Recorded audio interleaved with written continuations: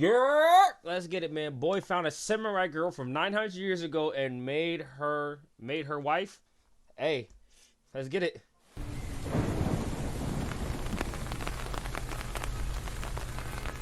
During a late rainy afternoon, Shu Chang, an ordinary guy who was out looking This is the first channel that I've been reacting to, which added sound effects to the Manhwa narration. That's pretty for cool. a job, hurries to his home. Just when he ordinary guy During a late rainy afternoon, Shu Chang, an ordinary guy who was out looking for a job, hurries to his home. Just when he reaches the stairs to his apartment, his eyes widen in surprise upon seeing a girl about to draw her sword on him. She glares at him, making him jerk back in alarm. He drops his And they're very zoomed in. Other ones have never been full screen showing different parts like this. They took their time with the editing, it seems like. They put some keys, effort in. spooking the girl, who then draws back. He looks at her closely and figures out that she's just a cosplayer. He notices how authentic her posture, sword, and sandals are, making him appreciate her dedication. She commands him to stop, but he tells her that he lives there.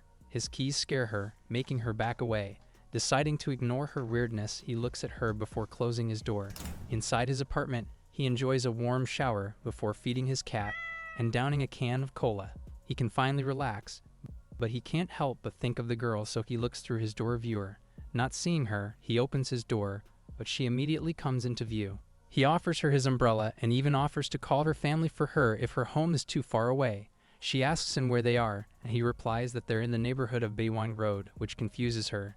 She asks him who he is, and Chang introduces himself while handing her the umbrella. She doesn't accept it and only introduces herself as a disciple of the Salt Gang. Chang is now sure that there's something wrong with her. He decides to call security and invites her inside his home to wait. While Ching is on his phone, the girl negatively reacts at seeing many loud strangers on his TV screen. Much to Ching's shock, the girl breaks his TV with her sword. He freezes as she stares at him menacingly. It's coming. The end of everything. Knock at the cabin. In the end, Ching hangs up. Fearing the further damage she might inflict with her sword, he decides to talk with her calmly. Confused and stressed, she asks him where the people inside the TV came from and whom he's talking to on the phone. Ching is still shocked that she just casually stabbed another person's TV, especially considering the So she was trying to murder them then, huh? Murder! straw sandals she's wearing. He implores her to put her sword down first, reminding her that he's a good person for offering her an umbrella moments ago. After she yanks her sword from the TV, Ching asks her name again and where she comes from. This time, she properly tells him that she's Jiang He, a disciple of the Salt Gang of Gyusu. When Ching doesn't recognize the gang, she's shocked. He notices that her voice is trembling and offers to help her out, but all she says is she wants to go home. He starts asking her some questions, and he discovers that she doesn't recognize the city they're in and actually believes that they're currently living in the 16th year of Kaiyuan. He's shocked that she doesn't seem to be joking. Hurriedly, he searches for names of those who lived in that era. He initially offers the name of the emperor before realizing the name was given posthumously. He then names Li Teibai, a famous poet during the Tang dynasty, whom she then recognizes. Excitedly, she asks him where he is, but all Ching could say is he's hiding in the bushes while thinking of his character in a famous mobile game. Suddenly, someone yells from the outside, saying their food has arrived. She's instantly on alert with her sword drawn up, so Ching rushes to explain that the person is just bringing the food he ordered. He tells her to calm down and take a step back so the man wouldn't see her. Jiang asks if the person is his servant, which he denies, saying the other man is a delivery man. Later, he offers to share his food with her, but she declines. She asks him why all the men cut their hair and if they are in the place where people go when exiled. While Ching is confused by her questions, she then reveals that she only arrived an hour ago. Ching realizes that the rain started around that time and momentarily becomes horrified at the slaughter she might have caused since she doesn't hesitate to draw her sword. He questions her if somebody else saw her, to which she replies no, as she was hiding in the dark, even when she wandered around. He's about to take a bite of his burger when her face is suddenly close to his, surprising him. She points out that he didn't answer her question yet. He explains that they just all had short hair as a local custom with no special reason. He offers her his food again, but she still declines to eat. When he tries to make her accept the drink at least, she gets angry. saying he's looking down on her by offering food that she doesn't recognize. Because Ching is distracted, he knocks over his can of cola, which spills and fizzles on the floor. He hurries to explain that it fizzles not because it's poison, but because it's a carbonated drink. However, Jang isn't listening at all, and she's about to attack him with her sword. Under her mistrustful eyes, he proves his claim by drinking the remaining soda in the can. He then requests that she not draw her sword at every small thing, and assures her again that he has good intentions. He even points out that she's scaring his cat. While he observes her putting her sword away, he ponders on what to do with her. He figures he has three options. First, this is a precarious situation. I can't even got much to say. 'Cause it's kind of like, they gotta get through this. I'm in a different time century part first, man. He can boot her out of his apartment and leave her to fend for herself. He guesses she'll end up arrested or shot dead 3 days later. For the second option, I wonder what the conflict is gonna be, right? It's just gonna other people will come back in time, or is this like just some slice of life type stuff where they just live their regular lives? Like, what's gonna be the big issue that needs to be solved, or the first big fight, or whatever the case? He can bring her to the police and let them handle her situation. She could be subjected to some studies, but before all that, he's sure the police will think he's messing with them once he reveals that she's a girl from 1,000 years ago. Also, she might feel threatened, and everything could result in a bloody mess. Recoiling at his thoughts, he considers his last option, to observe her for now. An ancient supergirl who can wield a sword is someone he doesn't want to let go of easily. They'll regret missing the chance of interacting with a person like her, who's like a character from one of the fantasy novels that he likes. He offers her the food again, and she finally asks what it is. Knowing that she thinks that it might be poisonous, he takes a bite off the wrap. However, he senses that the food will just go to waste as she'll think it's weird. He tells her that he'll make her a rice bowl instead. He invites her to sit with him, and she hesitantly does, which makes Ching want to record her with his phone, thinking it's the ancient girl's first encounter with a couch. Meanwhile, Jiang inwardly thinks that aside from the umbrella, everything inside Ching's room is unfamiliar. The room, the man, and his food are all weird, so she should be careful. Ching has some revelation he wants to tell Jiang, and fearing how she might react, he requests that she put down her sword first. She tells him that no matter where they are, she still wants to go home. However, he responds that she might not be able to as they're really far away from her home. Alarmed, she asks him how far, and he replies that they're 1,200 years far. As she's confused, Ching further explains that the world they're in right now is 1,200 years after the period she's from. Everyone she knows has already been dead for 1,000 years. Shocked, she calls him a liar. Ching responds that she'll realize eventually that what he's saying is the truth, but since she barely recognizes anything at this period, she can think of the present as a new world, like the White Jade Palace in Taibei's poems. However, she claims that he didn't write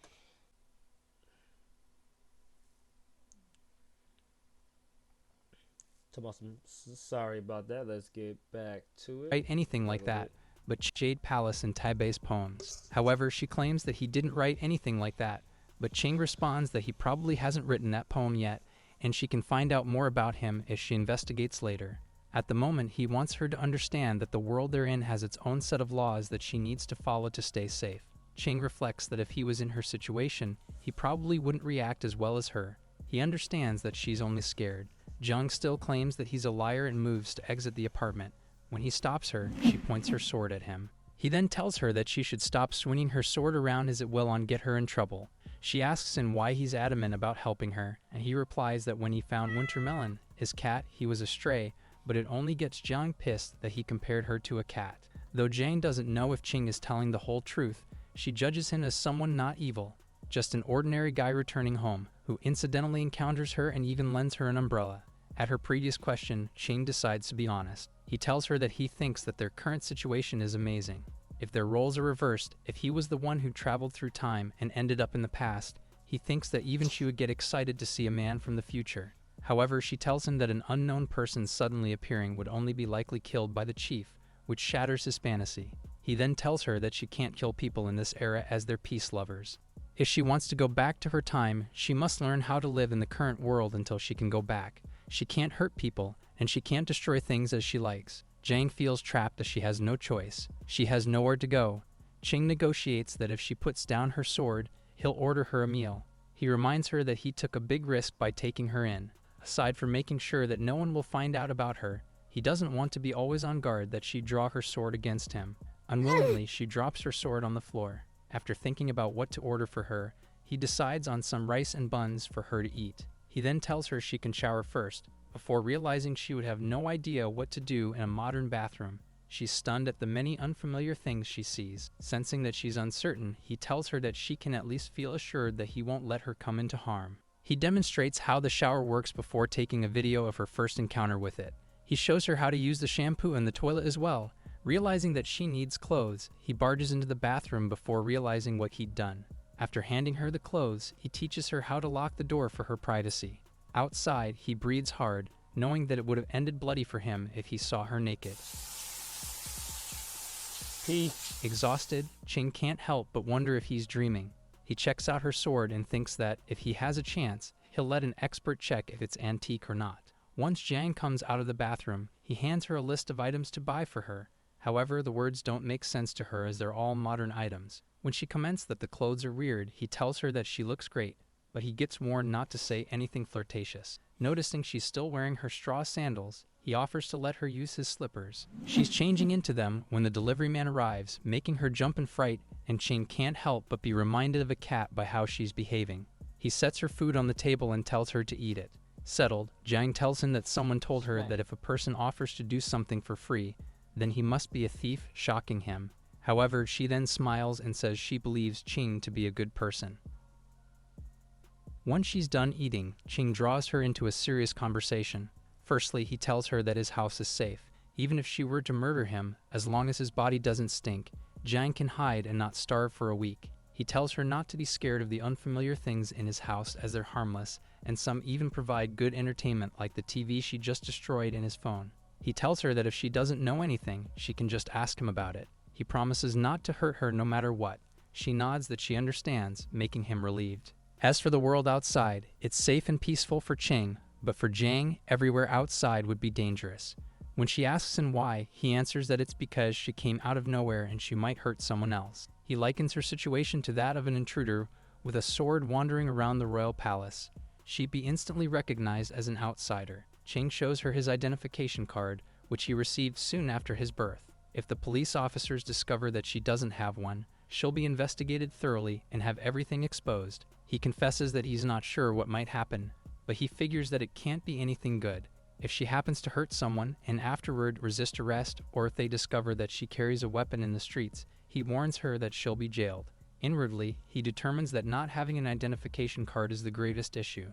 The media would have a feast upon discovering she's from the past. When Jiang compares herself to a refugee, Ching disagrees, saying she's more like a slave without a contract. It'll be bad if she gets caught. As he's happy to help a genuine warrior like her from the past, he's willing to help her get acquainted with the current world.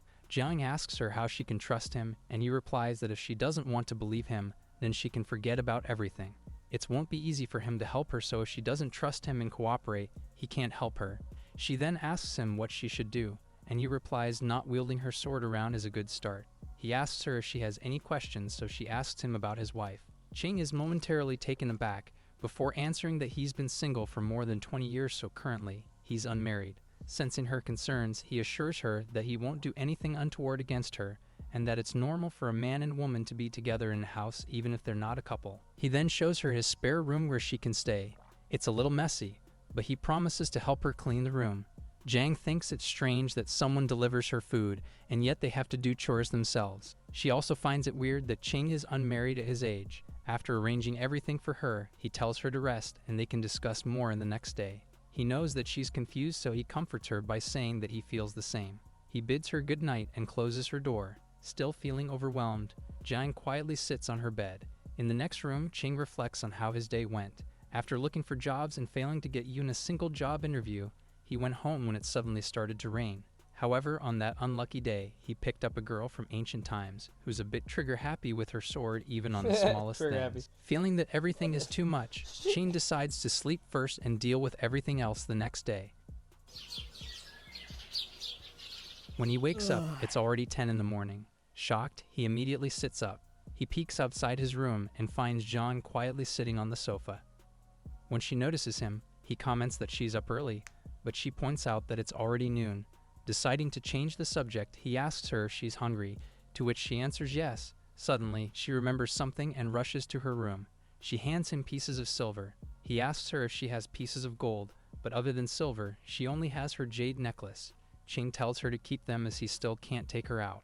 After observing her appearance, he decides to buy first the things she needs. He instructs her not to leave his apartment before quickly preparing to go out.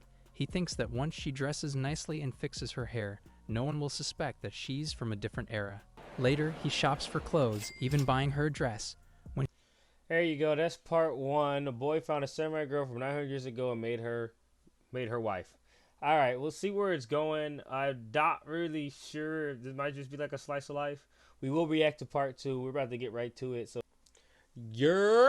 part two. Boy found a samurai girl from 900 years ago and made her wife. Part two. Let's get it. If you enjoy it, if you don't. After an hour of shopping, Ching sighs with bags of his purchases in his hands. He glances at the hygiene products he just bought for her, which makes him blush a little. Next, he goes to a bookstore where he buys a couple of books, though he's not sure if they're going to be useful.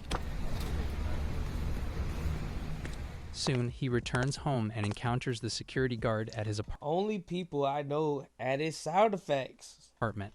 When the older man asks him if he's gone shopping, Ching hides his purchases behind his back while he tries to act casually.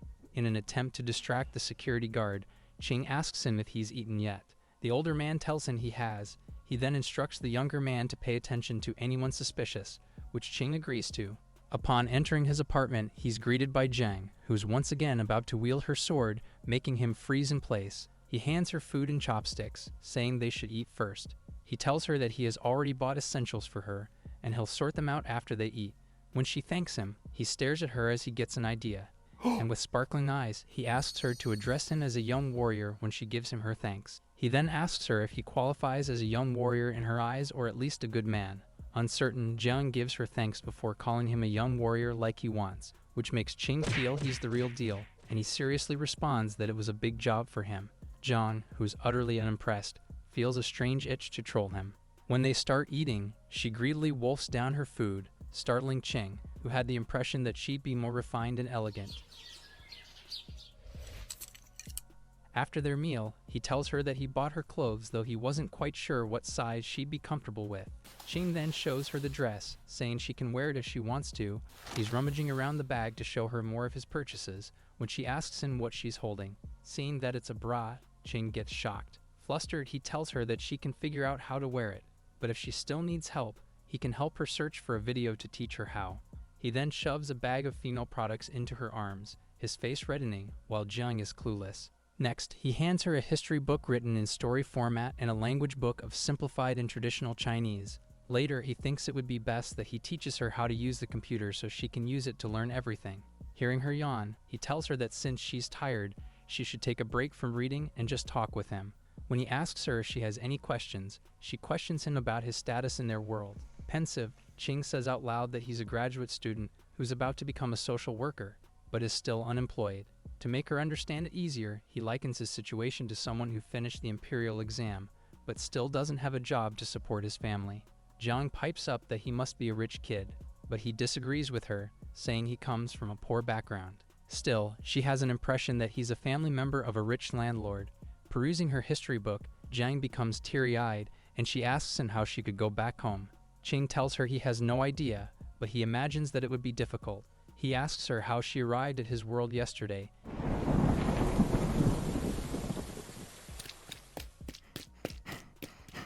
And she reveals that she had been chasing a small thief during heavy rain. When she got lost in the middle of the forest, she wandered around and eventually saw the tall house they're in. Ching glances out of the window, musing that there are no forests around their area. He advises her to survive the present world first, before she could think of going back. As she's clutching her sword, Ching asks what her military ranking is, and she responds that in the Yan gang, she's considered to be powerful. Excitedly, he asks her a plethora of questions regarding martial arts, and he ends his inquiry on how high she can jump down without injury. Walking towards a window, Jiang points that she can jump from the 4th floor of their building, shocking Ching so much that his eyes bug out. Excitedly, Ching asks Jiang if she knows how to practice martial arts, but she has no idea what he's talking about. Undeterred, he asks her if she knows Kung Fu, and whether he can learn it. Ching tells her that he doesn't need to achieve much. As long as he can learn, he's willing to be her student. When she doesn't respond immediately, he asks her if the techniques are too difficult for him to learn, and if so, he's sorry for asking. She tells him it's not the case as there are only a few moves. Suddenly, she moves into position, saying the first thing he needs to learn is how to position his waist while standing. Ching interrupts her, surprised that they're already starting the training. When he asks her how long he'd have to practice that step, she replies that it'll take him 3 years to learn it. He asks her if he can just learn sword techniques, but she tells him that it's no good as his hands won't be able to keep up with his eyes or vice versa. He'll only be useless with a sword, which makes him disappointed. Downcast, he tells her to go ahead and try her clothes, and after she goes inside her room, Ching sees his chance, and he quickly reaches for her sword. Taking it off its scabbard, he slashes the sword around, and soon feels tired as it's too heavy. Just then, Jiang announces that she's finished changing. She looks good in the clothes that Ching bought for her. She tells him that she tried all of the clothes and everything fits. She's grateful, and he replies that buying them for her was just a simple matter. After Jiang moves stiffly and awkwardly, Ching figures out that he forgot to buy her a hairband. He comments that the rope she ties her hair with makes it look messy and suggests that she let down her hair first. She pulls it off, revealing a different look to her as she looks at him with her large eyes. No. Ching blushes off, revealing a different look to her as she looks at him with her large eyes. I have a feeling this is just like a slice of life. Ching blushes, feeling warm all over. Inwardly, he thinks that Jiang, who's smart, is also quite cooperative. The girl from the past lacks awareness of how pretty she is. Ching can't help but think that if she doesn't step out of his house, she'll be safe. Later, Jiang peeks at him through his door. Curious, she asks him what he's doing, surprising Ching. He shows her his computer and tries to explain it as best as he can. He tells her that through it, they'll be able to see things and events that are miles away. Ching then asks her if the book she's reading is difficult, and she confirms that it is, but she's getting the hang of it.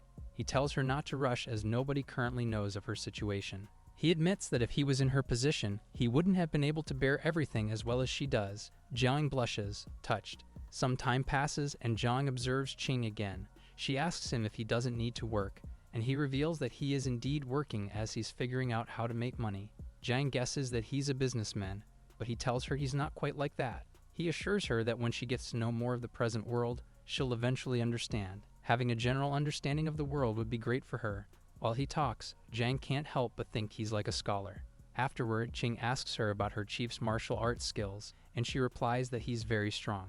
Excitedly, he plays a video on his computer. It's a show set 1,000 years ago, where warriors are flying and using sword skills against each other. Jiang is immediately impressed, and she turns to him, asking how they're seeing the fight. However, Ching only wants to know if Jiang's chief is as powerful as the people in the video. He comments that the people in the video are godlike, and for a moment, she imagines herself going against such a powerful opponent. She figures she can only tremble in fear, which makes her nervous. Ching tells her to look again at the screen, where a man executes the palm technique, flattening his enemy. Jiang looks at the screen in horror. When Ching asks her what she thinks, she trembles. She grimly asks him if what she's seeing is the true power of the people in the present era, which Ching then quickly explained that what she's seeing is fake, something that modern people imagined how the past was like. Jiang asks him if what he's saying is true. He manages to convey that the martial arts on the screen are fake, but what he said about it all just being their imagination is true. From their clothes to their techniques and the backdrops, everything she sees on the screen is how some people in the present era imagine martial artists in the past were like. When he asks her if what he said was difficult to understand, she resolutely nods her head. Ching says it's not surprising for her to feel like that, but he's sure that she'll eventually understand. Deciding to repeat his question, he asks her if the leader of Jiang's clan is as skilled as those they see on the screen, and she answers that they're comparable, but her leader doesn't move around as they do. Mimicking a flying movement, he asks her if there are people who know how to do superhuman movements, and she answers that some do, but they only focus on one movement. Out of everybody in the gang, she could only think of one person, the second Ness, who could do such movements, but her martial arts are not as good as the two in the show. She thinks out loud that performing a godlike palm strike is quite impossible. Ching gives her a considering look, before getting an idea. He shows her on the screen another technique, where a person's arms move so quickly that it's almost like a blur. Just thinking about him being able to do it makes Ching's eyes sparkle in wonder, and he tells her that he really wants to learn it. After giving him a thoughtful look, Jiang successfully imitates the technique, which awes Ching very much. He confirms that what she did looked just like the technique from the video. Jiang then tells him to let her know when he wants to learn the technique. When she says that she'll teach him how to do it, in Qing's vision she sparkles, which makes him fall to his knees in awe. While he celebrates in the background, Qing frowns, and after passing by the cat, she enters her room. Sighing, she muses that she'd always believed that no one in the world is without ulterior motives. But like Qing, who has no secret agenda, put Jiang on edge. But now she knows that his goal is to learn martial arts, which would make sense why he's helping her.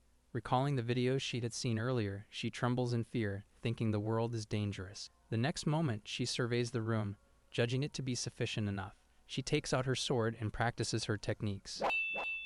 Outside, Qing hears a noise from her bedroom and wonders if she's not taking a nap after all. He yawns while looking at his computer screen. He muses that he's tired, and eventually he plops into his bed for a nap. Qing thinks it's incredible that a female martial artist is sleeping in the next room to his, but then he hears a loud noise, which startles him. He wonders what Jiang is doing. Hours later, he wakes up and sees on his phone that it's almost 7 in the evening. Exiting his room, he then peeks into hers. He thinks it's time to bring her out for a stroll and show her the world. While Jiang ties her shoes, Qing instructs her that she'll only use her eyes and ears. He tells her to leave the talking to him, and that he'll answer any questions she has when they get back to the apartment. He also tells her not to do her high leaps or inhuman sprints, and that she should just stay quietly by his side as they stroll around. After making sure that she understands, he takes a picture of her on his phone. However, she's expressionless, so he asks her to smile at him. She shows him an awkward and scary smile, which makes him flinch. Exasperated, he tells her never mind, as her smiling face will only scare other people. He then reminds her to act as normally as she can during their stroll. When Qing tells her to leave her sword, she shakes her head while clutching her precious weapon. To make her understand, he tells her that everyone on the streets is a weakling like him, so a punch from her would already be enough of a weapon against somebody. She clenches her fist, testing her strength, which makes him a little nervous. Jiang finally agrees while Qing tries to discreetly take a picture of her. When she notices what he's doing, he retracts his phone and tells her that they should get going. Qing leads her outside, and Jiang peeks around the surroundings first before following him. He tells her that they're in the area where all the residential buildings are, before pointing out to the road, where one can find many different shops lining both sides of it. Telling her to relax, Qing feels amazing for having a strong, beautiful warrior girl from the past out on a stroll with him. Soon, they encounter the security guard and a middle-aged lady. She seems to recognize Jiang upon seeing her. She squints at her, saying Jiang looks familiar, while the girl hides behind Qing. The security guard teases him, asking if she's his girlfriend, but Qing only tells him that they're just friends. Suddenly, the older woman remembers where she'd seen Jiang, at the stairwell yesterday while clutching her sword. As the security guard is curious, she then describes what the sword looks like. Qing interjects, saying it's cosplay. He says that it's something trendy that youths do. When the lady finally understands, as apparently her son does it too, Qing grabs Jiang's hand, and after he bids them goodbye, they quickly leave. A moment later, Jiang retracts her hand, startling him. He asks what happened during Jiang's encounter with the auntie from earlier, but when she doesn't answer, he guesses that the older lady probably just saw her but didn't strike up a conversation. Inwardly, he thinks that it's a relief that the security guards or someone more kind-hearted didn't see her first, or it might have ended in a disaster. When a car drives past them, Jiang is surprised by how fast it's running. He tells her that it's a car, which is similar to a horse-drawn carriage, but with no horses involved. He tells her to think of it as a horse stuffed within a car's body, which gives Jiang a strange image in her head. He then points to a camera above a street lamp, saying it's the all-seeing eye. Trying to scare her, he reveals that the cameras are everywhere, and someone could be monitoring them through the devices. Jiang does become perturbed. Qing tells her to relax, as it's not like people don't have better things to do than watch them all the time. Jiang wanders away and picks up a few pebbles. Confused, he questions her about what those are for. When she motions to throw one at the camera, Qing stops her. He sighs before telling her to put the stones back. Freak no. Hey, that's part 2. Get energized at Planet. That's part 2, kind of quick and easy. Yeah, it's like a slice of life. We'll see if there's a part 3 if I react to it. Not really sure where it's going, but yeah, if you enjoyed it, please leave a like. I catch y'all in the next video.